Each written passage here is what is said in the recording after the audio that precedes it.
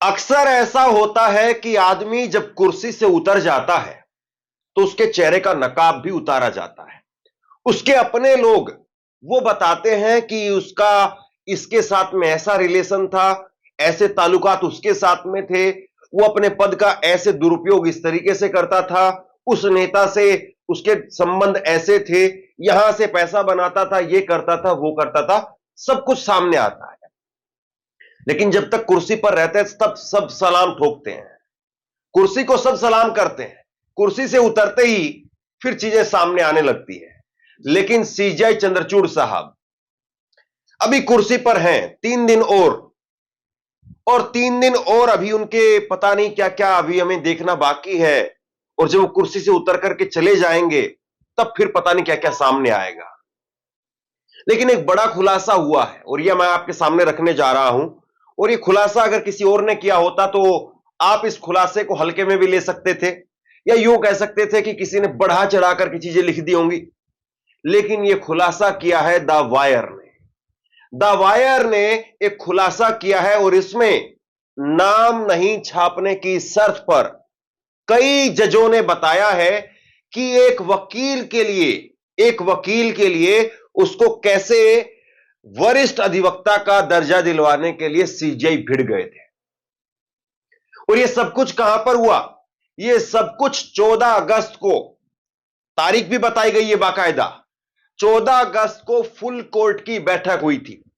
और full court की बैठक के अंदर सीजीआई इतने भड़क गए और उसके बाद में उनके जो साथी जज हैं वो भी भड़क गए, उन्होंने भी उनको खूब खरी खोटी सुनाई। सीजीआई चंद्रचूड़ को उनके साथी जजों ने खरी खोटी सुनाई। मैं एक एक शब्द जो है वो आपको आगे उस रिपोर्ट में से पढ़ करके सुनाने वाला हूं, लेकिन पहले मैं जरा आपको समझा दूं कि कहानी कितनी बड़ी है। फिर उसके बाद में स्थिति यहां तक पहुंच गई कि सीजीआई चंद्रचूड़ को कहना पड़ा कि मैं सीजीआई हूं, मेरे साथ में सीजीआई जैसा सलूक करो। उसके बाद में जो साथी जज थे उन्होंने कहा कि आप सीजीआई हैं, लेकिन हम भी कोई स्कूल के बच्चे नहीं हैं, आप हम में से सीनियर हैं, आप हमारे बॉस नहीं हैं। कहानी यहां तक आ गई। द वायर की एक खबर देखिए, एक्सक्लूसिव। फुल कोर्ट बैठक के दौरान सीजीआई चंद्रचूड़ और कुछ जजों के बीच में हुई तीखी बहस।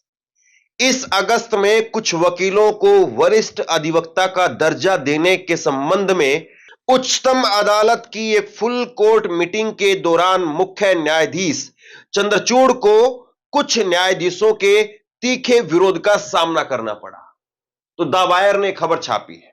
द वायर ने इस खबर के अंदर जो है वो बाकायदा तारीख के साथ में जो जजों ने उनको बताया है और जो वकील उसमें थे, हालांकि नाम उन्होंने नहीं छापे हैं, लेकिन द वायर इस खबर को छाप रहा है, सीजीआई का नाम लिया गया है, तो ऐसे ही कोई भी खबर जो है नहीं छाप सकता है।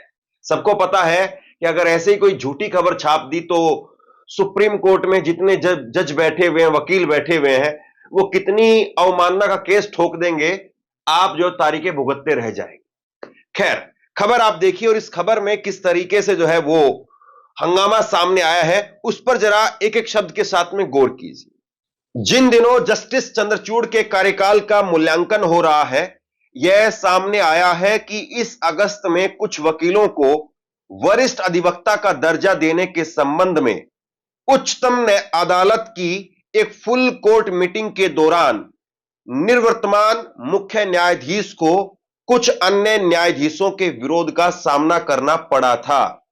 इस बातचीत ने अंततः तीखी बहस का रूप ले लिया। इस बैठक में मौजूद कम से कम 3 जजों ने इस रिपोर्टर से इस बात की पुष्टि की है कि यह बहस जल्द ही तीखी हो गई, आरोपों की झड़ी लग गई, जो न्यायालय में सीजीआई और उनके वरिष्ठ जजों के बीच में असामान्य घटना है। मतलब ठीक है, आमतौर पर सीजीआई और अन्य जजों के बीच में जब फुल कोर्ट की मीटिंग होती है तो उसमें थोड़ा बहुत जो है वो विरोध देखने को मिलता है, ये कोई असामान्य बात नहीं है।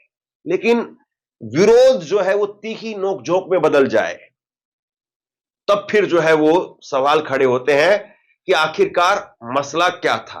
अब जरा मसला भी समझ लीजिए क्या मसला था। एक वकील को लेकर के सीजीआई क्यों अड़े हुए थे। सीजीआई ने इन न्यायाधीशों को स्पष्टीकरण देते हुए मनाने का प्रयास किया, लेकिन बात नहीं बनी। सूत्रों ने द वायर को बताया कि जल्द ही यह बातचीत विवाद में बदल गई और उस स्तर तक पहुंची जहां सीजीआई ने एक जज से यह तक कह दिया कि वो ध्यान रखें कि वो देश के प्रधान न्यायाधीश से बात कर रहे हैं, यानी चीफ जस्टिस से बात कर रहे हैं, इस बात का वो ख्याल रखें। बैठक में मौजूद एक जज ने बताया कि मैं कई फुल कोर्ट मीटिंग में शामिल रहा हूं जहां कई दफा मतभेद या अलग अलग राय सामने आती हैं, लेकिन यह पहली बार था जब मैंने किसी सीजीआई को इस तरह से अपनी पद की धौंस जमाते हुए देखा। वे शायद यह भूल गए थे कि वो पद में वरिष्ठ हैं पर हमारे बॉस नहीं हैं। हम में से कई लोगों को लगता है कि उन्हें ऐसा नहीं करना चाहिए था। वे स्कूल की बच्चों की तरह वो स्कूल के बच्चों से बात नहीं कर रहे थे। तो ये जजों ने जो है वो आप बीती बताई है। जज कह रहे हैं कि सीजीआई ने जिस प्रकार का व्यवहार किया, ये अन्य सीजीआई के द्वारा कभी ऐसा व्यवहार देखने को नहीं मिला। वो बॉस नहीं है हमारे। मतलब देखिए, चाहे चुनाव आयुक्त हो वो भी वन ऑफ द अमंग होते हैं, और चाहे सीजीआई हो वो भी वन ऑफ द अमंग होते हैं।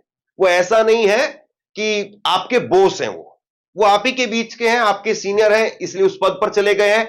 आप जब सीनियरिटी में आएंगे तो आप भी उस पद पर जा सकते हैं, यही है। और इसी बात को लेकर के यहां पर विरोध हो गया। लेकिन आप कह रहे हैं कि आखिरकार ये बहस हुई किस बात के लिए, तो ये सुन लीजिए। एक अन्य जज का कहना था कि सीजीआई इस स्थिति को बेहतर तरीके से संभाल सकते थे। किसी अन्य जज को अपने सीजीआई होने की धौंस दिखाना सही बात नहीं है। हम में से कई लोगों को हैरानी हुई कि क्यों वो इस विशिष्ट वकील के लिए ललायित थे।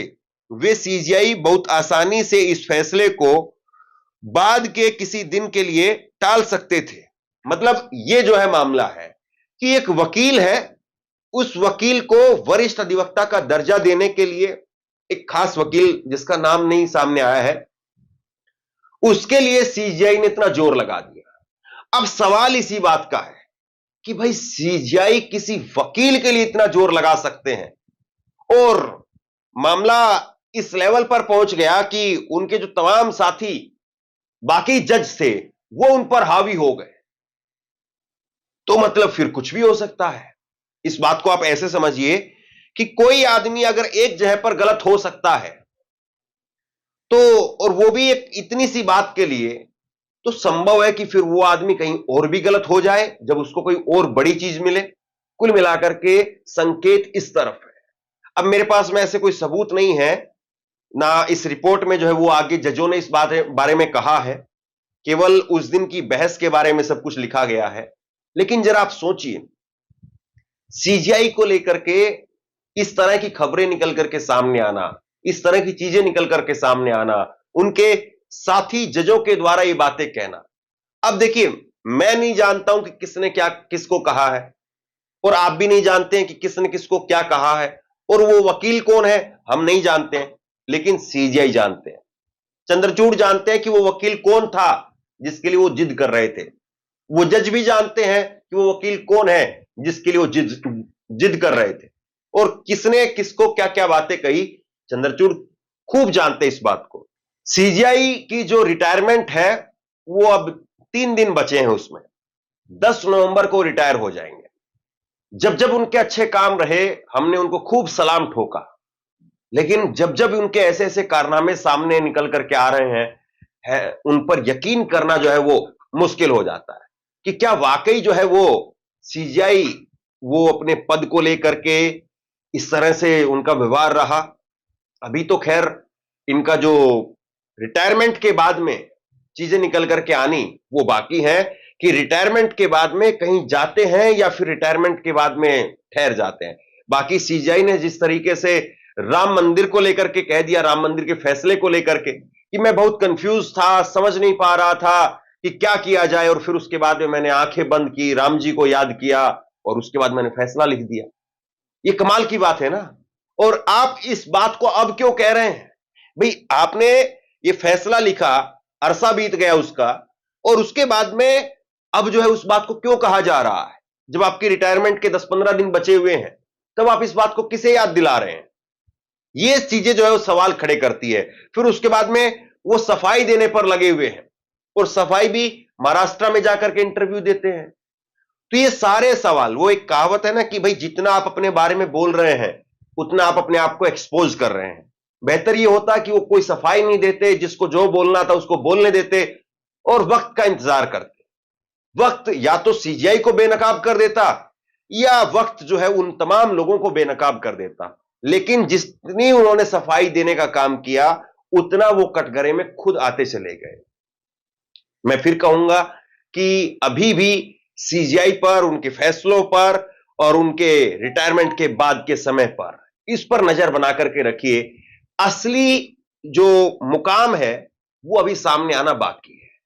असली मुकाम सामने आएगा कि सीजीआई अब यहां से उनका आगे का सफर कैसा रहता है और आगे के सफर में वो किस तरह से आगे जाते हैं। क्योंकि हमने बहुत सारे जजों को देखा है, हमने जस्टिस गोगोई को भी देखा है, हमने कोलकाता के जस्टिस गंगोपाध्याय को भी देखा है।